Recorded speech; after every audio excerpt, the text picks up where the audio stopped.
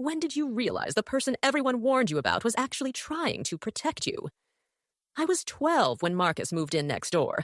The whole neighborhood buzzed with whispers within hours. That's the man from the news, Mrs. Henderson said, clutching her pearls like they could protect her from whatever evil she imagined.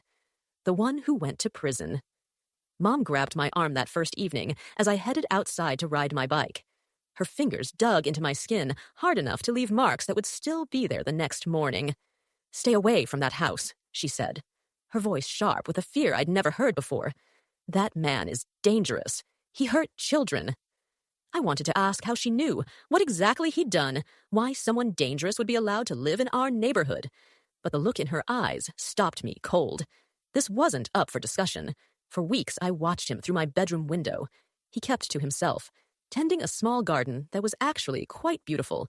Tomatoes and sunflowers, mostly arranged in neat rows with little handwritten labels stuck into the soil.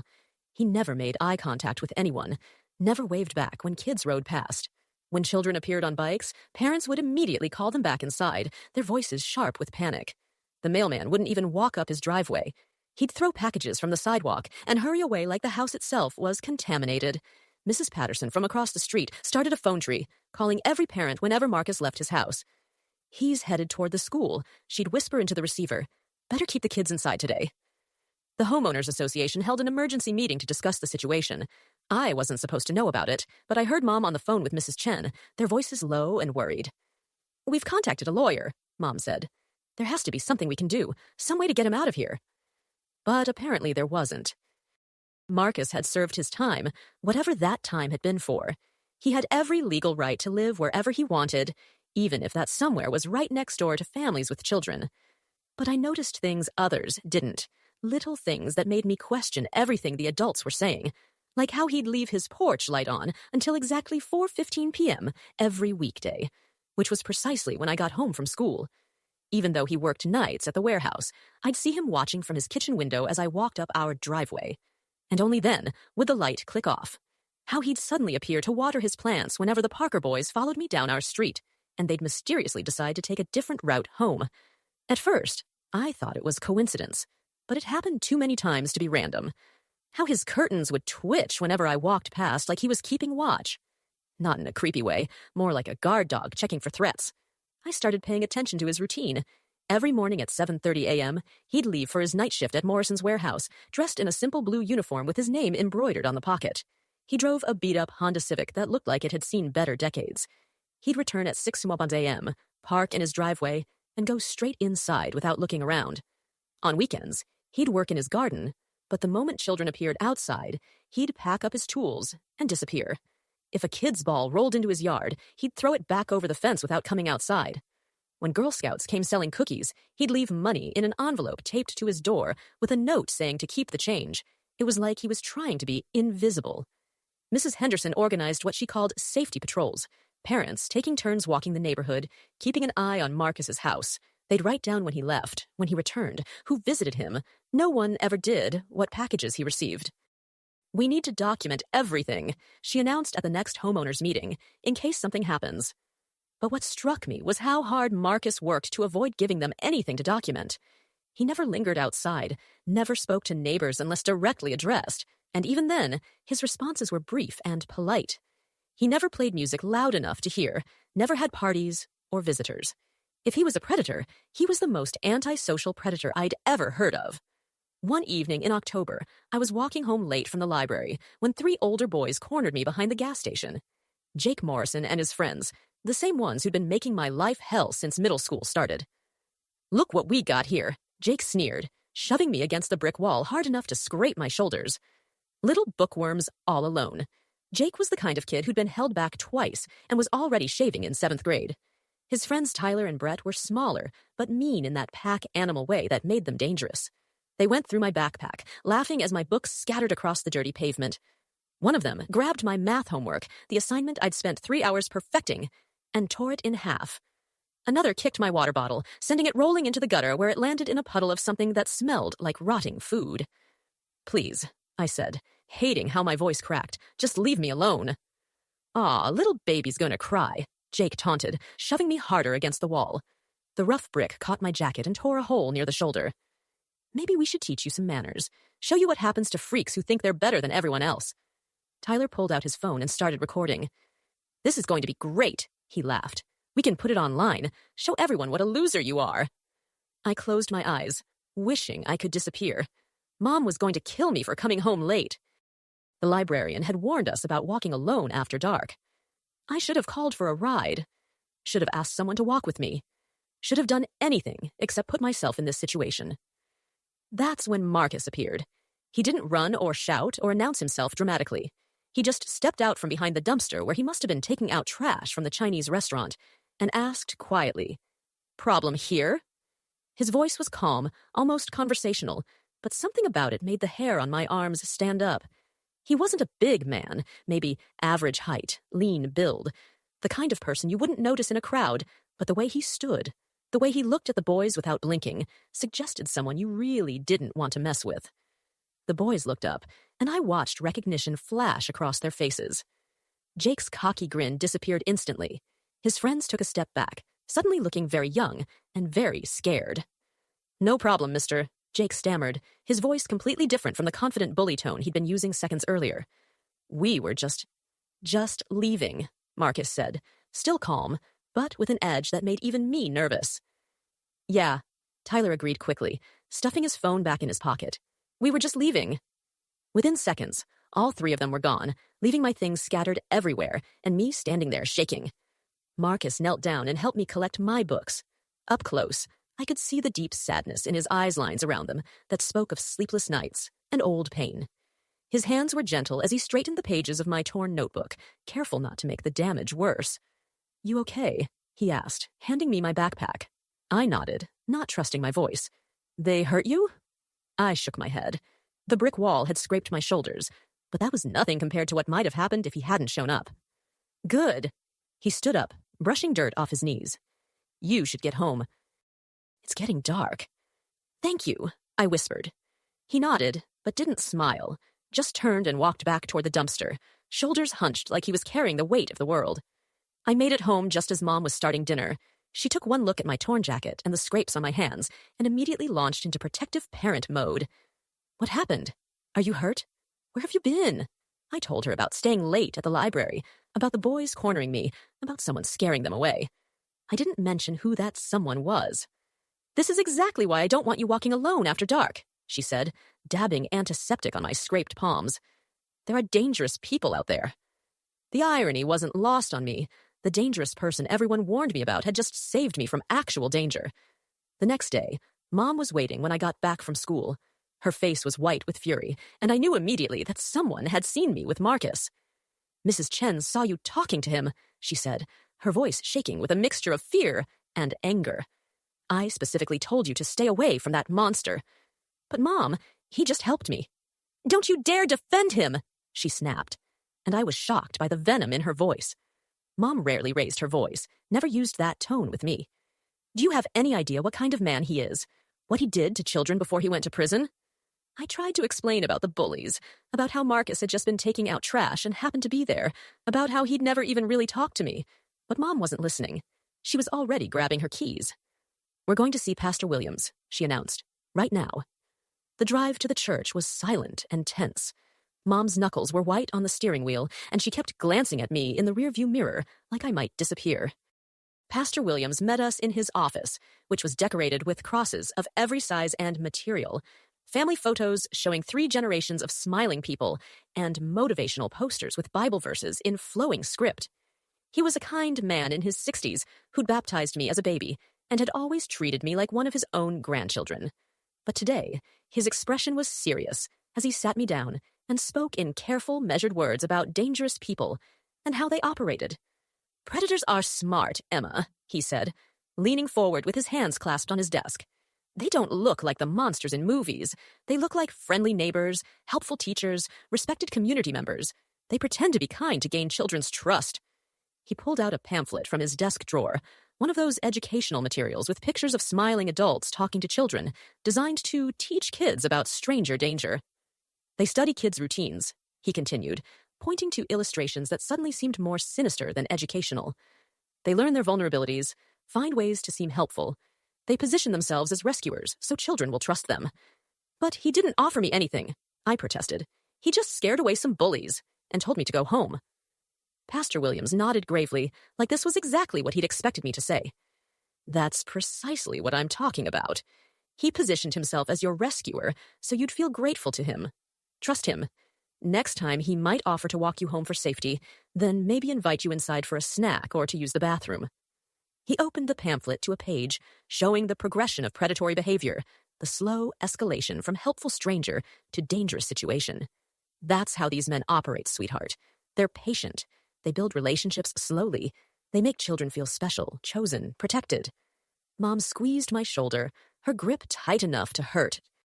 This is why you need to report any contact immediately before you become his next victim. I nodded and promised to stay away, but something didn't add up in my 12-year-old brain. If Marcus was hunting for victims, why did he avoid children completely? I'd been watching him for weeks, and I'd never seen him try to talk to any kid in the neighborhood. When the elementary school bus stopped at our corner every morning, he'd retreat inside his house until it left. When parents walked by with strollers, he'd turn away or find something to do in his backyard. If children's toys ended up in his yard, he'd throw them back over the fence without coming outside. For someone supposedly targeting kids, he sure went to a lot of trouble to avoid them. Over the next few weeks, I became obsessed with watching Marcus. Not because I wanted to talk to him, Mom had made her position on that crystal clear, but because I was trying to understand the disconnect between what adults were telling me and what I was seeing with my own eyes. I started keeping a notebook documenting everything I observed. My scientific approach to the situation would have made my science teacher proud if I'd been studying anything other than our neighbor's daily routine. Every morning at 7:30 a.m. sharp, he'd leave for his night shift at Morrison's warehouse, dressed in that same blue uniform with Marcus embroidered on the pocket. The warehouse was on the other side of town, past the industrial district where most kids never went. He'd return at 6 a.m. looking tired, park his beat-up Honda in the driveway, and go straight inside without looking around or lingering. On weekends, he'd work in his garden, and this was where his behavior got really interesting. He'd positioned his small vegetable plot so he had a clear view of the bus stop where elementary kids waited each morning, but also so he could retreat quickly if any of them approached. I watched him plant tomatoes, sunflowers, green beans, and herbs in neat rows with little handwritten labels. His garden was beautiful, clearly the work of someone who cared about growing things properly. But the moment children appeared outside, he'd pack up his tools and disappear inside. It was starting to feel less like stalking behavior and more like protection. One Saturday morning, I decided to test my theory. Instead of staying inside like Mom preferred, I sat on our front porch with a book clearly visible from Marcus's yard. Sure enough, within minutes of settling into the porch swing, I saw his curtains twitch. But he didn't come outside, didn't try to talk to me, didn't even wave. Instead, he stayed at his window, and I realized he was watching the street when a white van I didn't recognize drove slowly past our house. Marcus moved to a different window to keep it in sight. When it turned around and came back, he stepped onto his porch. The van kept driving, but Marcus stayed outside for another 10 minutes watching. When I told Mom about the van, she was immediately concerned. What kind of van? Who was driving? But when I mentioned that Marcus had been watching it too, her expression changed. He was probably the one driving it earlier, she said dismissively. Predators often case neighborhoods looking for opportunities. That didn't make sense to me. If Marcus was casing our neighborhood, why would he then stand on his porch to scare himself away? I started paying more attention to the details Mom and other adults seemed to miss or dismiss, like how Marcus had installed motion sensor lights around his property, not just for his own protection, but positioned to illuminate the street in front of our house and the Chen's house next door. How he'd started parking his car in his driveway instead of his garage, creating a clearer line of sight to the street. How he'd trimmed the hedge between our properties so it wouldn't block his view of our front door. If I didn't know better, I'd think he was setting up a security system to protect the neighborhood. One afternoon, I decided to test my theory more directly. Instead of walking straight home from school, I took a detour through Riverside Park, where older kids sometimes hung out smoking cigarettes and causing trouble. It was risky. Mom had specifically forbidden me from going there alone, but I needed to know if my suspicions were correct. Sure enough, Jake Morrison and his crew were there, sprawled on the picnic tables near the basketball court. They spotted me immediately. "Well, well," Jake called out, flicking his cigarette toward me. "If it isn't our little friend." I tried to keep walking, but they surrounded me, blocking the path back to the street. My heart was pounding, but I kept my expression neutral. If my theory was right, if Marcus was really watching over our neighborhood. You look scared, Brett observed, grinning in that mean way that made my skin crawl. Maybe we should walk you home, make sure you're safe. They started closing in, and I genuinely began to panic. What if I was wrong? What if Marcus really was a predator, and I just put myself in danger to prove some stupid point? What if he wasn't even watching, wasn't even aware I was here? Yeah, Tyler agreed, pulling out his phone again. We should definitely make sure you get home safe. Wouldn't want anything bad to happen to you. The way he said it made it clear that bad things were exactly what he had in mind. That's when I heard footsteps behind me. There's my neighbor, Marcus said casually, like we were old friends who'd planned to meet at the park. Ready to head home, Emma. Jake and his friends immediately backed off. They didn't run this time, but they moved away from me, suddenly very interested in their cigarettes and phones. Yeah, I managed, my voice only shaking a little. Ready. Marcus walked beside me in comfortable silence until we reached the edge of the park. Then he stopped. That was reckless, he said quietly without looking at me. You put yourself in danger to see if I'd show up. I stared at him in shock. How did you... I know what it looks like when someone's testing boundaries, he said, finally meeting my eyes. I've seen it before. Don't do it again. Those boys are more dangerous than you realize. How did you know I was there? I didn't. I was walking to the store and heard voices, recognized yours. He started to walk away, then turned back.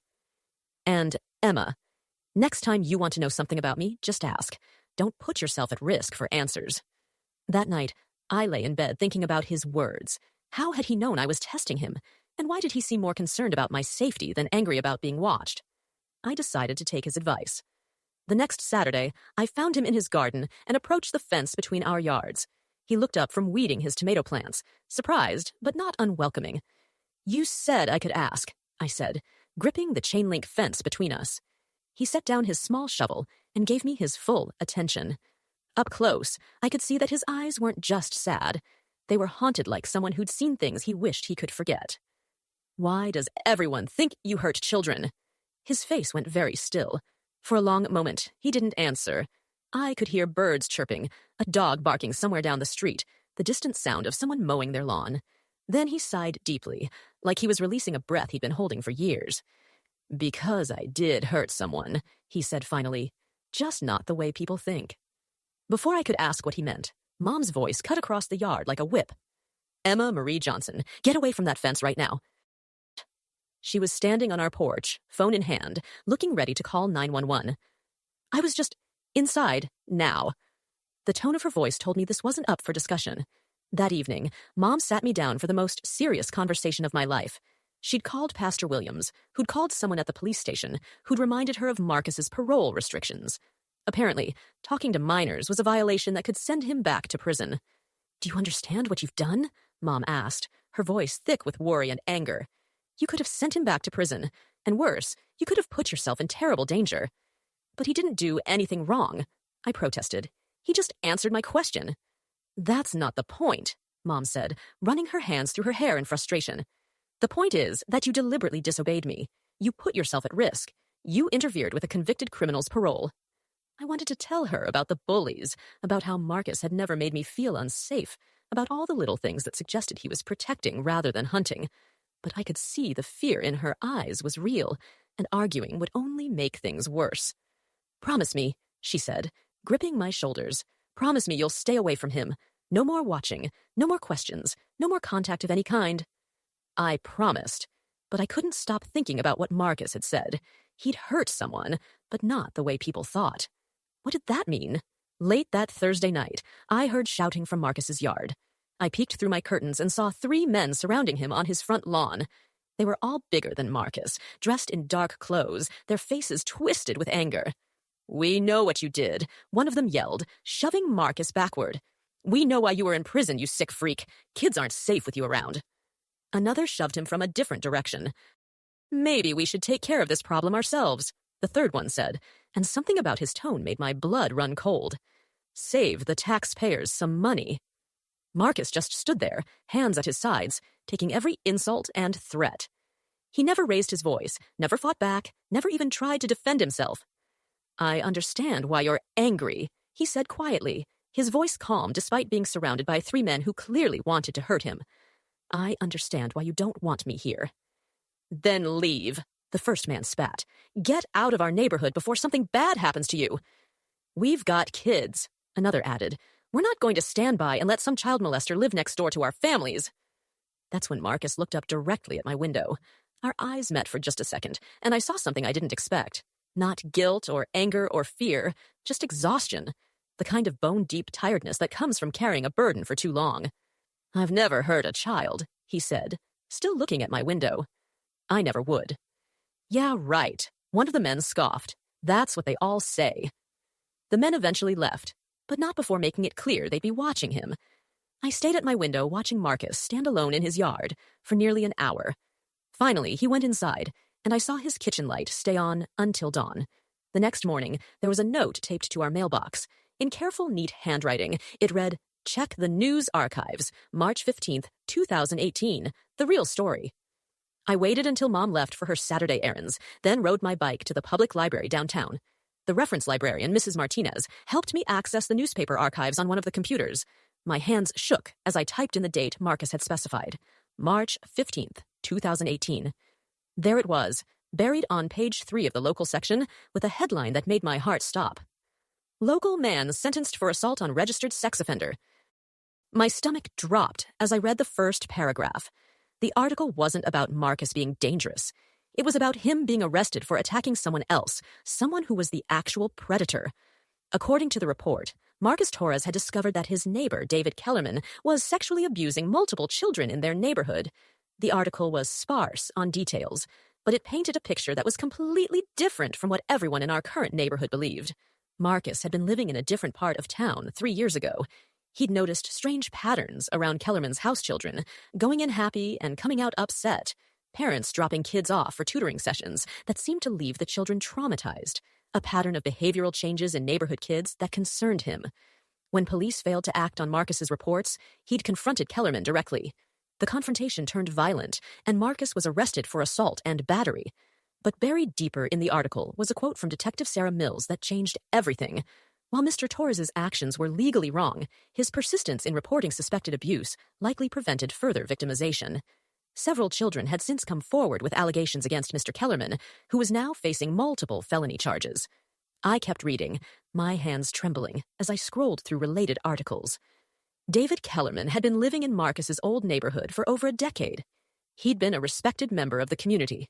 He ran a youth group at the local community center, offered free babysitting services to struggling single parents, hosted sleepovers and camping trips for underprivileged children, all while systematically abusing them. The same pattern Marcus had recognized and tried to stop. I found follow-up articles from the weeks and months that followed. 17 children eventually came forward with testimony about abuse that had been happening for years. David Kellerman was sentenced to life in prison without the possibility of parole. And Marcus Torres, the man who'd sacrificed his freedom to stop a monster, was labeled as a violent criminal by everyone who only heard part of the story.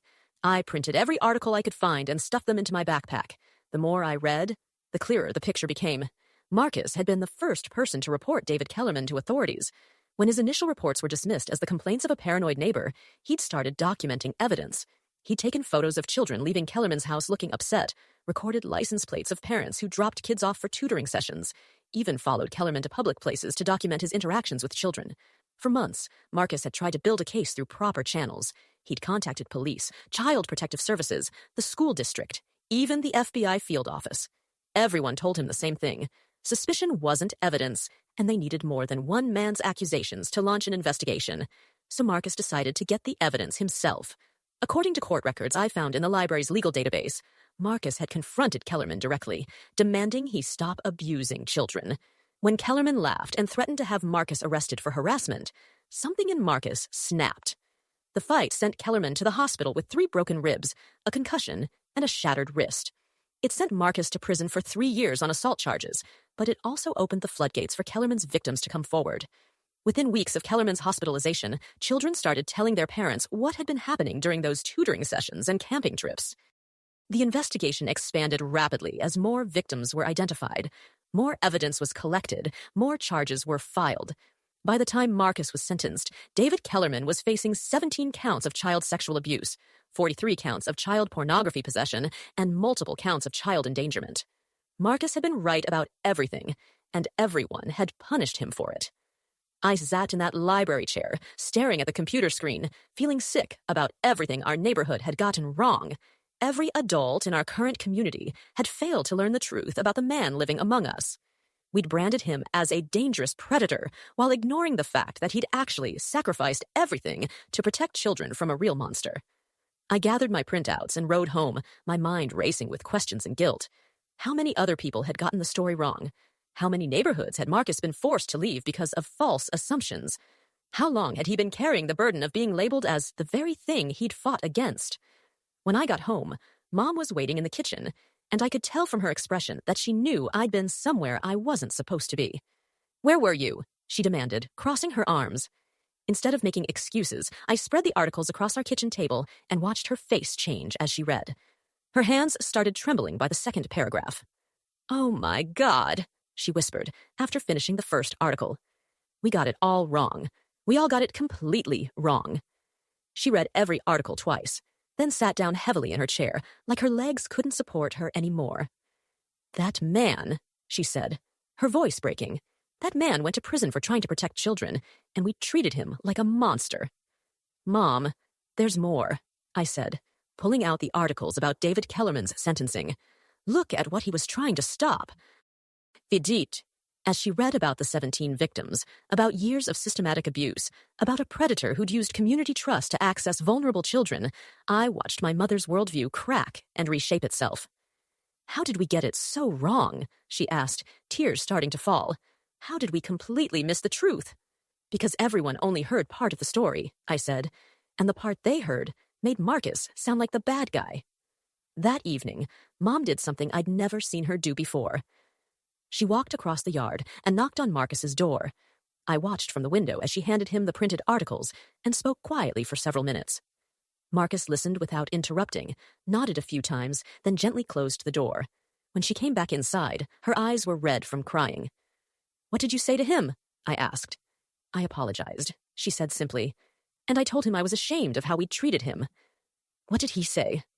"That he understood why we were scared, that he didn't blame us for wanting to protect our children."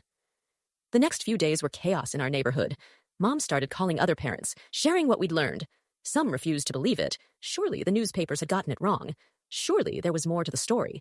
But others began to have the same doubts I'd experienced, the same nagging feeling that something hadn't added up. Mrs. Henderson was the hardest to convince. She'd been the most vocal about wanting Marcus removed from the neighborhood, had organized the safety patrols and emergency homeowners meetings. "This is all very convenient," she said, when Mom showed her the articles. "How do we know these aren't fake? How do we know he didn't plant them somehow?"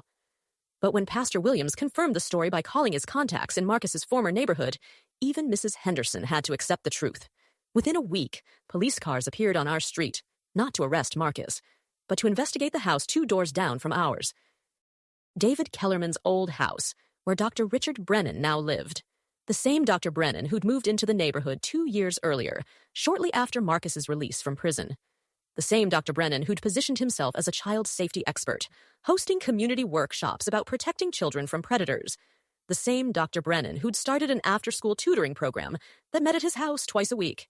The same Dr. Brennan who'd volunteered to counsel children who'd been traumatized by news of the Kellerman case. And the same Dr. Brennan who'd been corresponding with David Kellerman in prison, continuing the work his mentor had started. When police raided Dr. Brennan's house, they found evidence that made even hardened investigators sick. Hundreds of images and videos, documentation of ongoing abuse involving at least 12 children from our neighborhood, including my friend Jenny, who'd been tutoring there twice a week for the past year. That's when everything clicked into place with horrifying clarity. Marcus hadn't just been avoiding children to protect himself from false accusations. He'd been watching Dr. Brennan. All those times I'd seen him looking toward that house, all those strategic positions in his garden, all those careful routines he'd been gathering evidence again. But this time, he'd been smarter about it. This time, he'd learned from his mistakes. Instead of confronting the predator directly, he'd been documenting everything, building an airtight case, waiting for the right moment to present evidence that couldn't be dismissed or ignored. The manila envelope Detective Mills collected from Marcus contained 3 years of careful documentation. Photos taken with a telephoto lens showing children entering and leaving Dr. Brennan's house, license plate numbers of parents who dropped kids off for tutoring, behavioral observations of children before and after their sessions, even recordings of conversations between Dr. Brennan and David Kellerman made during prison visits that Marcus had somehow documented. He's been working on this case for 3 years, Detective Mills told the gathered crowd of parents and reporters. Mr. Torres provided the key evidence that allowed us to build a prosecution case. The night Dr. Brennan was arrested, I found Marcus standing in his backyard, staring at the police cars surrounding the house 2 doors down. I walked over, ignoring Mom's worried calls from our porch. "You knew?" I said. "This whole time you knew he was hurting kids." Marcus looked at me with those same tired eyes I'd been seeing for months. I suspected from the day he moved in. Kellerman mentioned him in letters. I knew he was coming. "Why didn't you report him immediately?" "I did. Multiple times. But I'm a convicted felon reporting on a respected psychiatrist. Who do you think they believed?" The weight of his words hit me like a physical blow. He'd been trying to protect us for 3 years, and no one had listened because of his criminal record. "So, you just watched?" "I watched. I documented. I gathered evidence that couldn't be dismissed. And I tried to keep kids safe without being able to save them." His voice cracked slightly. "Do you have any idea what that's like? Knowing children are being hurt and being powerless to stop it immediately?" Detective Mills approached us, her expression respectful. "Mr. Torres, we're going to need your full statement, and we'll need to go through all your documentation." Marcus nodded and handed her a thick manila envelope. "Everything's organized by date photos, behavioral observations, correspondence records, even financial transactions that seemed suspicious." "This is incredible work," Detective Mills said, flipping through the materials. "You basically did our job for us." "I had 3 years of practice," Marcus replied quietly. Over the following weeks, our neighborhood transformed completely. Parents who had crossed the street to avoid Marcus now brought him home-baked goods and tearful apologies. Children who'd been taught to fear him learned he'd been the guardian angel they never knew they had. Mrs. Henderson organized what she called an apology campaign, neighbors taking turns visiting Marcus to express their regret for how they treated him. She was the first in line. "I ruined your life," she sobbed on his front porch. "I organized the whole neighborhood against you. I made everyone afraid." "You were protecting your grandchildren," Marcus told her gently. "I can't fault you for that." But Marcus never showed anger or bitterness, even when people offered elaborate apologies and explanations. When neighbors tried to organize a fundraiser to help him, he declined. When they offered public recognition, he refused. When the local news wanted to do a story about the man who'd solved the case, he said, "No interviews. I didn't do this for recognition." He told the reporter who kept calling, "I did it because children deserve to be safe." The community tried everything to make amends. The Homeowners Association voted to give him a special recognition award. The city council wanted to present him with a key to the city. Parents offered to pay for home improvements, car repairs, anything he needed. Marcus politely refused everything. "I don't need recognition," he told Mom when she asked what the neighborhood could do to make up for their treatment. "I just need to know kids are safe." 3 months after Dr. Brennan's arrest, Marcus put his house up for sale, not because of continued harassment that had stopped completely. Not because people still feared him, they'd moved to the opposite extreme of treating him like a hero, but because he'd finally found something he'd been searching for since his release from prison 3 years earlier. Peace. He'd spent years carrying the burden of being labeled as the very thing he'd fought against. He'd endured harassment, isolation, and constant suspicion while quietly working to protect the children who feared him. Now, finally, the truth was known. The real monster had been caught. The neighborhood was safe. His work was done. The day before he moved out, Marcus left me a note. "Emma, thank you for being brave enough to look for the truth when all the adults around you had stopped trying. You saw things they missed, asked questions they were afraid to ask, and refused to accept easy answers to complicated questions. Keep questioning what people tell you, especially when something doesn't feel right. The most important truths are often the ones that make people uncomfortable. You have good instincts. Trust them. Don't let anyone convince you to ignore what you see with your own eyes or feel in your gut. And remember that the people who seem dangerous aren't always the ones you need to fear. Sometimes they're the ones trying to save you. Stay safe, stay curious, and don't let anyone convince you to stop asking difficult questions. Marcus. P.S. I left something for you in the garden behind the sunflowers." I found a small metal lockbox buried where he'd indicated. Inside was a key and a note. For your bike lock. Kids should be able to ride safely without worrying about bullies or worse. There was also a photograph Marcus in military uniform, much younger, standing with a group of soldiers in front of what looked like a Middle Eastern building. On the back, he'd written, Afghanistan 2009, military police. Sometimes protecting people means making sacrifices others don't understand. I learned later that Marcus had been a military police officer overseas, specializing in investigating abuse cases involving contractors and local officials. He'd been decorated twice for his work protecting civilians, including children, in war zones. He'd basically been doing the same job his entire adult life protecting vulnerable people from predators. The house where Dr. Brennan had lived was torn down within 6 months, the property deemed too contaminated by what had happened there. In its place, the city built a small park with a playground and a community garden. There's a bench near the swings with a small plaque that reads, In memory of courage, for those who speak up when no one wants to listen. I sit on that bench sometimes and think about Marcus, about how he'd spent 3 years in prison, and another 3 years in neighborhood exile, all for trying to protect children. About how many kids might have been saved if we'd listened to him from the beginning instead of believing assumptions and gossip. About how he'd continued protecting us, even when everyone thought he was the danger. Now I'm 25, working as a social worker specializing in child protection cases. My colleagues all know the story of Marcus Torres, how a man everyone feared turned out to be the guardian angel our neighborhood desperately needed. It's changed how I approach every case, how I listen to every report, how I investigate every claim. I've learned to look beyond surface accusations and dig for the whole truth, even when that truth is uncomfortable or complicated. I've also learned to pay attention to the people others dismiss. The witnesses deemed unreliable because of their criminal records, the reporters whose past makes people uncomfortable, the advocates who ask difficult questions that make institutions defensive. Because sometimes the person everyone warns you about is the only one telling the truth. Sometimes the real monster is hiding behind community respect, professional credentials, and a friendly smile. And sometimes protection comes from the most unlikely places, from someone who's already lost everything, but still refuses to stop caring. Marcus taught me that courage isn't about being fearless. It's about doing what's right, even when the world punishes you for it, even when no one believes you, even when helping others costs you everything. Last month, I got a letter with no return address. Inside was a newspaper clipping about a child trafficking ring that had been exposed in another state, and a note in familiar handwriting. Some fights never end, but they're always worth fighting. Stay safe. Keep asking questions. A friend. I don't know if Marcus was involved in that investigation, but I hope he was.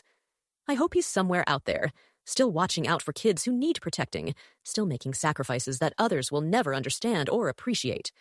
Because the world needs more people like Marcus Torres people who see danger others miss, people who act when institutions fail, people who sacrifice their reputation, their freedom, even their safety to protect the innocent, people who understand that sometimes being the person everyone warns you about